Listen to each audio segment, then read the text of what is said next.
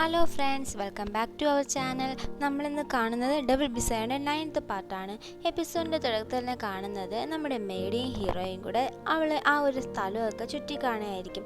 കാരണം അവൾ ജപ്പാനിലല്ലേ ആയിരുന്നത്, അതുകൊണ്ട് തന്നെ ഇവിടെയുള്ള സ്ഥലമൊക്കെ അവൾ മറന്നുപോയി. അതുകൊണ്ട് ഹീറോ കൂട്ടിന് പോകുന്നതാണ്. അതുപോലെ ഹീറോയിൻ്റെ അടുത്ത് പ്രൊഫസറാണെങ്കിൽ അവളുടെ പഴയ വീട് കാണിച്ചു കൊടുക്കാൻ ചോദിച്ചിരുന്നു. അതുകൊണ്ട് തന്നെ അവൾ പ്രൊഫസറിനെയും കൂട്ടിയിട്ട് അവളുടെ പഴയ വീട്ടിലോട്ട് വന്നിട്ടുണ്ട്. അതൊക്കെ കഴിഞ്ഞവർ പോകാൻ നേരത്ത് ഹഗ് ചെയ്ത് ബായി ഒക്കെ പറയുന്നത് നമ്മുടെ ഹീറോയും കറക്റ്റാണ് വരുന്നതും അവിടെ ഒരേ സമയത്തായിരിക്കും. അത് കാണുന്ന ഹീറോയ്ക്കാണെങ്കിൽ ഭയങ്കര ദേഷ്യം വന്ന് അവൻ ദേഷ്യത്തിൽ അങ്ങോട്ട് പോകും. പക്ഷെ അവനാണെങ്കിൽ വണ്ടി കാണാതെ പോകുമ്പോൾ അവനെ വണ്ടി ഇടിക്കാൻ വരുമ്പോൾ നമ്മുടെ മേടിയാണെങ്കിൽ അവനെ പിടിച്ച് തള്ളിയിട്ട് ആ ഒരു ഇടി അവളുടെ കാലിനാണ് കിട്ടുന്നത്. അങ്ങനെ അവളെയും കൊണ്ട് പെട്ടെന്ന് അവർ ആശുപത്രി കൊണ്ടുപോകുന്നുണ്ട്. കാലിന് ചെറിയൊരു മുറിവേ ഉള്ളൂ എന്ന് പറഞ്ഞിട്ട് മരുന്നൊക്കെ കൊടുത്ത് അവർ വിടുന്നുണ്ട്. തിരിച്ച് അവർ കൊണ്ടുവിടാൻ നേരത്ത് നമ്മുടെ പ്രൊഫസർ പറയും, നിങ്ങളെല്ലാം ഞാൻ കൊണ്ട് ഡ്രോപ്പ് ചെയ്യാമെന്ന് പറയുമ്പോൾ ഹീറോ പറയും, അതിൻ്റെ ആവശ്യമൊന്നുമില്ല, ഞാൻ പൊക്കോളാന്ന് പറഞ്ഞിട്ട് അവിടെ നിന്ന് പോകുന്നുണ്ട്. ആ സമയം ഹീറോയും പറയും, നിങ്ങൾ മേടിയെ മാത്രം ഇത്തിരി കൊണ്ടുവിടും, ഞാനും ഹീറോയുടെ കൂടെ പോകുന്നു പറഞ്ഞ് പോവും. അവളെ കൊണ്ടുവിട്ടതിനൊക്കെ ശേഷം നമ്മുടെ പ്രൊഫസറാണെങ്കിൽ അവൻ്റെ ബെസ്റ്റ് ഫ്രണ്ട് അടുത്ത് വന്ന് നിൽക്കും. ആ സമയം അവനാണെങ്കിൽ എന്തോ ആലോചിച്ചുകൊണ്ടേയിരിക്കും. അപ്പോൾ അവളും ചോദിക്കും, നിനക്ക് എന്താ പറ്റിയെന്നൊക്കെ. അപ്പോൾ അവനാണ് എന്തോ ആലോചിച്ചുകൊണ്ടിരിക്കുന്നത് കണ്ടിട്ട് അവൾ ചോദിക്കും, നീ നിൻ്റെ ലിറ്റിൽ ലവറിൻ്റെ അടുത്ത് ലവ് കൺഫേസ് ചെയ്തോന്ന് ചോദിക്കുമ്പോൾ അവൻ പറയില്ല, എനിക്കാണെങ്കിൽ ഒരു സംശയമുണ്ട്, ഹീറോയും ഹീറോയിനും തമ്മിൽ ഇഷ്ടത്തിലാണോ എന്നുള്ളത്, അങ്ങനെയൊക്കെ ഉള്ളത് അവൻ സംശയം പറയുന്നുണ്ട്. ആ സമയം അവൾ പറയും, എനിക്കൊരു തീരുമാനം അറിയണം, ഈ വരുന്ന വെനസ്ഡേ വരെ ഞാൻ നിന്നെ കാണാൻ പറ്റത്തില്ല. വെനസ്ഡേ നമ്മുടെ ഹീറോയിൻ്റെ ബർത്ത്ഡേ അല്ലേ, അതിന് ശേഷമുള്ള നെക്സ്റ്റ് ഡേ ഞാൻ നിന്നോട് കാണാം. ആ സമയം നിനക്ക് ഞാൻ എത്ര വേണ്ടപ്പെട്ടവളാണ് എന്നുള്ളത് എനിക്ക് അറിയണം എന്ന് അവൾ പറയുന്നുണ്ട്.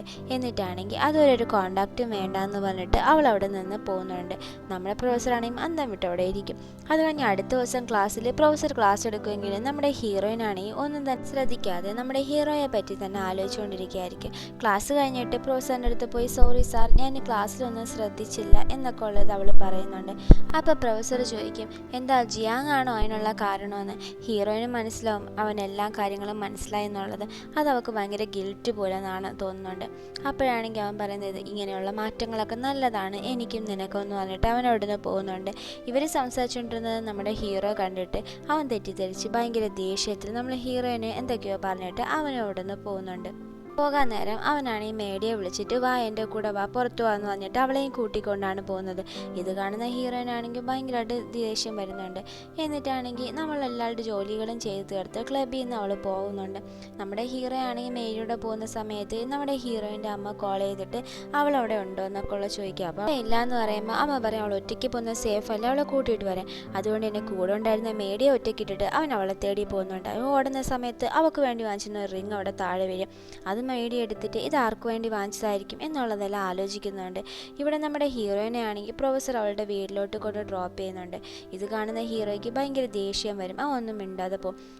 അവൾ വീട്ടിനകത്തോട്ട് കയറുമ്പോൾ അമ്മയാണെങ്കിൽ നമ്മുടെ ഹീറോയുടെ പറ്റിയുള്ള കാര്യങ്ങൾ പറയും. അപ്പോൾ ഹീറോ ഇതുവരെ വീട്ടിൽ വന്നില്ല, അവളെ അന്വേഷിച്ചിട്ടാണ് പോയതെന്നാണ് കേൾക്കുന്നത്. അവൾക്കാണെങ്കിൽ ടെൻഷൻ വന്നിട്ട് അവളാണെങ്കിൽ അവനെ വിളിച്ചു നോക്കുമ്പോൾ എന്ത് വന്നാലും അവൻ ഫോൺ എടുക്കത്തില്ല. അപ്പോഴാണെങ്കിൽ അവൾക്ക് കുറച്ചുകൂടെ ടെൻഷൻ വന്നിട്ട് അവളാണെങ്കിൽ അവനെ തേടി പോകുന്നുണ്ട്. ഇവിടെ പ്രൊഫസർ നമ്മുടെ ഹീറോയെ മീറ്റ് ചെയ്തിട്ടുണ്ട്. ആ സമയം പ്രൊഫസർ പറയും, എനിക്ക് ഹീറോയിനെ ഇഷ്ടമാണ്, അതിനുള്ള കാരണം എന്താണെന്ന് വെച്ച് കഴിഞ്ഞാൽ ഇപ്പോൾ ഇവൻ നല്ല രീതിയിൽ പഠിക്കണം, അബ്രോഡ് പോയി പഠിക്കണമെന്നൊക്കെ ആഗ്രഹിച്ചത് നമ്മുടെ ഹീറോയിൻ്റെ പപ്പയാണ്. ഹീറോയിൻ്റെ പപ്പ എങ്ങനെയാണ് മരിച്ചതെന്ന് വെച്ചാൽ ഒരു കുട്ടിയെ വണ്ടി ഇടിക്കാൻ വന്നപ്പോൾ ആ കുട്ടിയെ രക്ഷിക്കാൻ വേണ്ടി ഇടയിൽ ചാടിയപ്പോഴാണ് മരിച്ചു പോയത്. അതെല്ലാം നമ്മുടെ ഈ ഒരു പ്രൊഫസർ നേരിട്ട് കണ്ടിട്ടുണ്ടായിരുന്നു.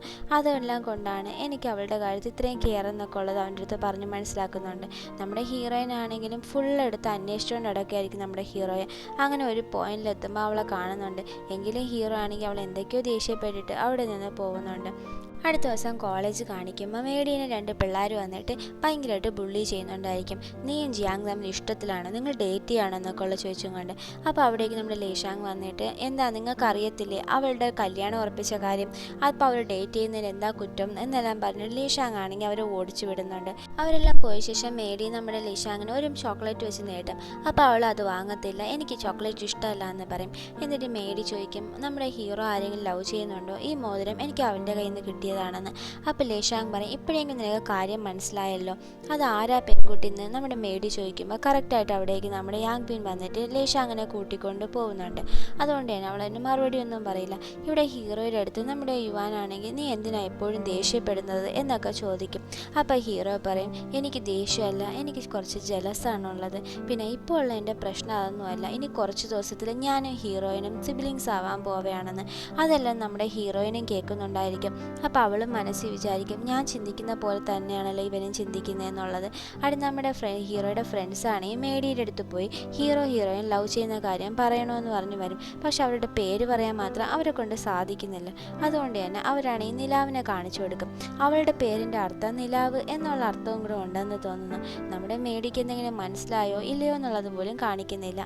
ഇത് അവരടുത്ത് കാണിച്ചു കൊടുത്തിട്ട് അവരാണെങ്കിൽ പോകുന്നുണ്ട്. അത് നമ്മുടെ ഹീറോയുടെ വീടാണ് കാണിക്കുന്നത്. അവിടെ അമ്മാമ്മ വന്നിട്ട് ആ ഒരു കല്യാണം ബ്രേക്ക് ചെയ്ത കാര്യം പറയുന്നുണ്ട്. നമ്മുടെ മേഡിയാണ് അത് വേണ്ടാന്ന് വെച്ചിരിക്കുന്നത്, അവൾ തിരിച്ച് ജപ്പാനിലേക്ക് പോവുകയാണ് എന്നൊക്കെ പറയുന്നുണ്ട്. മേഡിയാണെങ്കിലും കോളേജിൽ ഹീറോയിനെ കാണാൻ വന്നിട്ട് അവളാണെങ്കിൽ എപ്പോഴും ചോക്ലേറ്റ് കൊടുക്കില്ല, അതിൻ്റെ കവർ വെച്ചിട്ട് ഒരു ബോക്സ് ഡെക്കറേറ്റ് ചെയ്തിട്ട് നമ്മുടെ ഹീറോയിൻ്റെ കയ്യിൽ കൊടുക്കും. എന്നിട്ട് പറയും, ഇത് നമ്മുടെ ഹീറോ ലവ് ചെയ്യുന്ന ആ ഒരു പെൺകുട്ടിക്ക് കൊടുക്കണം. അവനാണെങ്കിൽ ഒന്നും തന്നെ പറയാൻ പറ്റുന്നില്ല. അവളാണ് ആ ഒരു പെൺകുട്ടി എന്നുള്ളത് അവൾക്ക് പറയാൻ പറ്റുന്നില്ല. അവൾക്ക് ഭയങ്കര സങ്കടം ആവുന്നുണ്ട്. എന്നിട്ടാണെങ്കിൽ എന്ത് വന്നാലും അവളോട് ഇത് പറഞ്ഞേ പറ്റൂ എന്ന് നമ്മുടെ ഹീറോയിനാണെങ്കിൽ തീരുമാനിക്കുന്നുണ്ട്. ഇവിടെ നമ്മുടെ യുവാനും ലേഷാങ്ങും കൂടെ ക്ലബിലിരിക്കുമ്പോൾ അവിടേക്ക് നമ്മുടെ പ്രൊഫസറിൻ്റെ ബെസ്റ്റ് ഫ്രണ്ട് വരുന്നുണ്ട്, എന്തോനോ സംസാരിക്കാൻ വേണ്ടിയിട്ട്. ഇവിടെ നമ്മുടെ ഹീറോയിനാണെങ്കിൽ ഭയങ്കര വിഷമിച്ച് കരയാണ്. ഞാൻ ഭയങ്കര സെൽഫിഷാണോ, ഞാൻ ഇങ്ങനെ ചെയ്യുന്ന തെറ്റല്ലേ എന്നൊക്കെ പറഞ്ഞ് ഒരിടത്ത് ഒറ്റയ്ക്കുന്ന കരയായിരിക്കും. ഹീറോ അവളെ കാണാത്തതുകൊണ്ട് തന്നെ ഇടിച്ച് തള്ളി വരെയാണ് അന്വേഷിച്ചും കൊണ്ട്. ഹീറോ എന്താ ഇങ്ങനെ ഓടിയെന്ന് അറിയാത്തതുകൊണ്ട് ഫ്രണ്ട്സും അവൻ്റെ പിറകെ വരുന്നുണ്ട്. ഇവിടെ ഹീറോയിൻ്റെ അടുത്ത് വരുമ്പോൾ അവൾ കരഞ്ഞുകൊണ്ടിരിക്കുന്നതാണ്. നീ എന്തിനാ കരയെന്ന് ചോദിക്കുമ്പോൾ അവൾ പറയും, നമ്മളെന്താ സെൽഫിഷായിട്ട് ചിന്തിക്കുകയാണോ എന്ന്.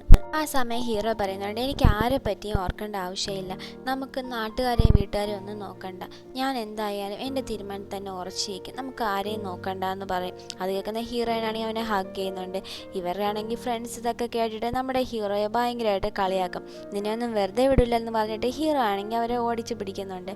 അടുത്തിവിടെ യുവാനാണെങ്കിൽ നമ്മുടെ പ്രൊഫസറിനെ കൂട്ടിക്കൊണ്ട് ക്ലബിലോട്ട് വരുന്നുണ്ട്. അപ്പോഴേക്കും ബെസ്റ്റ് ഫ്രണ്ട് പോയിട്ടുണ്ടായിരിക്കും. അപ്പോൾ ലേഷാങ് പറയും, ആ ഒരു കുട്ടി വന്നിട്ട് ഈ ഒരു താക്കോലും ഗിഫ്റ്റ് നിനക്ക് തരാൻ പറഞ്ഞു എന്ന് പറയും. ആ വീടിൻ്റെ താക്കോലാണ് നമ്മുടെ പ്രൊഫസറിൻ്റെ വീട്ടിലായിരുന്നു ഫ്രണ്ടും താമസിച്ചിട്ടുണ്ടായിരുന്നത്. പിന്നെ ഒരു ഗിഫ്റ്റും കൂടെ ഉണ്ടെന്നുള്ളത് പറയും. ഇതെല്ലാം കാണുമ്പോൾ നമ്മുടെ പ്രൊഫസറാണെങ്കിലും സംഭവങ്ങളെല്ലാം ഇവരുടെ അടുത്തെല്ലാം പറയുന്നുണ്ട്. ഇവിടെ നമ്മുടെ മേഡി ആണെങ്കിൽ തിരിച്ചു പോകാൻ നിൽക്കുകയായിരിക്കും. നമ്മുടെ ഫ്രണ്ട്സിന് എല്ലാവർക്കും ഭയങ്കര സങ്കടമായിട്ടുണ്ടായിരിക്കും അവർ പോകുന്നത്. അവളാണെങ്കിൽ നമ്മുടെ ഹീറോയുടെ അടുത്ത് പറയും, എനിക്ക് ഒരു സങ്കടവും ഇല്ല, എനിക്ക് നിന്നെ കിട്ടിയില്ലെങ്കിലും എനിക്ക് ഒരുപാട് നല്ല ഫ്രണ്ട്സിനെ കിട്ടിയെന്ന് പറയും. എന്നിട്ട് ലേഷാങ്ങിനെ കൊണ്ട് അവൾ ചോക്ലേറ്റ് എല്ലാം കഴിപ്പിക്കുന്നുണ്ട്. നമ്മുടെ ഹീറോയുടെ ഫ്രണ്ട്സിനൊക്കെ ആണെങ്കിൽ ഭയങ്കര സങ്കടമായിരിക്കും അവൾ പോകുന്നത്. എന്നിട്ട് അവർ വണ്ടിയിൽ കയറും. നമ്മുടെ ഹീറോയിനാണെങ്കിൽ ഭയങ്കര വിഷമം, ഞാൻ ആ കാര്യം അവളുടെ അടുത്ത് പറഞ്ഞേ പറ്റൂ. എന്നിട്ട് അവളുടെ കാറിൻ്റെ പിറകെ പോയിട്ട് അവളുടെ അടുത്ത് പറയും, നിനക്കൊരു കാര്യം അറിയാമോ, നമ്മുടെ ഹീറോയെ സ്നേഹിക്കുന്ന പെൺകുട്ടി ഞാനാണെന്ന്. അപ്പം മേഡി പറയും, ആ കാര്യം എനിക്ക് അറിയാമായിരുന്നു എന്ന്. ഹീറോയിനാണെങ്കിൽ ഭയങ്കര ഷോക്ക് ആവുന്നുണ്ട്. അപ്പോൾ മേഡി പറയുന്നുണ്ട്, ആ ഒരു കാര്യം നിങ്ങളുടെ ഉള്ളിൽ മറച്ചു വയ്ക്കുമ്പോൾ നിങ്ങൾ എന്തുമാത്രം വിഷമിക്കുന്നുള്ളത് എനിക്കറിയാമെന്ന്. എന്നിട്ട് അവൾ പോകുന്നുണ്ട്. ഇവിടെ നമ്മുടെ പ്രൊഫസറിനാണെങ്കിൽ ലേഷാങ്ങും എല്ലാവരും കൂടെ സപ്പോർട്ട് ചെയ്യായിരിക്കും. നിന്നെ അവൾക്ക് ഇഷ്ടമല്ലേ, പിന്നെ നീ എന്താ ആ ഒരു പെൺകുട്ടിയെ വെറുതെ വിടാൻ പാടില്ല, അവളെ നീ എങ്ങനെയെങ്കിലും കൺവിൻസ് ചെയ്ത് സെറ്റാക്കിയേ പറ്റൂ എന്നൊക്കെ പറഞ്ഞ് നമ്മുടെ പ്രൊഫസറിനാണെങ്കിൽ കുറേ അഡ്വൈസസ് ഒക്കെ അവർ കൊടുക്കുന്നുണ്ട്. ഇങ്ങനെ നമ്മുടെ ഹീറോയിൻ്റെ ബർത്ത്ഡേയുടെ അന്ന് എല്ലാവരും വന്ന് സെലിബ്രേറ്റ് ചെയ്യുന്നുണ്ട്. നമ്മുടെ പ്രൊഫസറാണെങ്കിൽ അവർക്കൊരു ആൽബം ഗിഫ്റ്റ് കൊടുക്കും. ആക്ച്വലി ആ ഒരു ആൽബം നമ്മുടെ ഹീറോയിന് ഒരുപാട് കൊടുക്കാൻ വേണ്ടി ആഗ്രഹിച്ചതായിരുന്നു നമ്മുടെ പ്രൊഫസർ, പക്ഷെ അവൻ കിട്ടിയിട്ടില്ലായിരുന്നു. പക്ഷെ അവൻ്റെ ബെസ്റ്റ് ഫ്രണ്ട് ആണെങ്കിൽ അത് ഒരുപാട് അന്വേഷിച്ച് കണ്ടെത്തിയാണ് നമ്മുടെ ഹീറോയിന് കൊടുക്കാൻ വേണ്ടി പ്രൊഫസറിൻ്റെ കയ്യിൽ കൊടുത്തിട്ടുണ്ടാവുക. നമ്മുടെ ഹീറോയിൻ ആണെങ്കിലും ആ ഒരു ആൽബം കണ്ട് സന്തോഷമായിട്ട് നിൽക്കുന്ന രംഗത്തോടെ നമ്മുടെ ഈ ഒരു പാർട്ടൂടെ കംപ്ലീറ്റ് ആവുകയാണ്. ഇനി ഒരു പാർട്ടൂടെ ആയിരിക്കും നമ്മൾക്ക് അപ്ലോഡ് ചെയ്യാൻ കാണുക. അതോടെ ഈ ഒരു ഡ്രാമ കംപ്ലീറ്റ് ആവുമായിരിക്കും ഫ്രണ്ട്സ്. വീഡിയോ ഇഷ്ടമായാൽ ലൈക്ക് ചെയ്യുക, ഷെയർ ചെയ്യുക, ഒരു സ്മൈലിയെങ്കിലും കമൻറ്റ് ചെയ്യുക, സബ്സ്ക്രൈബ് ചെയ്ത് സപ്പോർട്ട് ചെയ്യുക. ബൈ.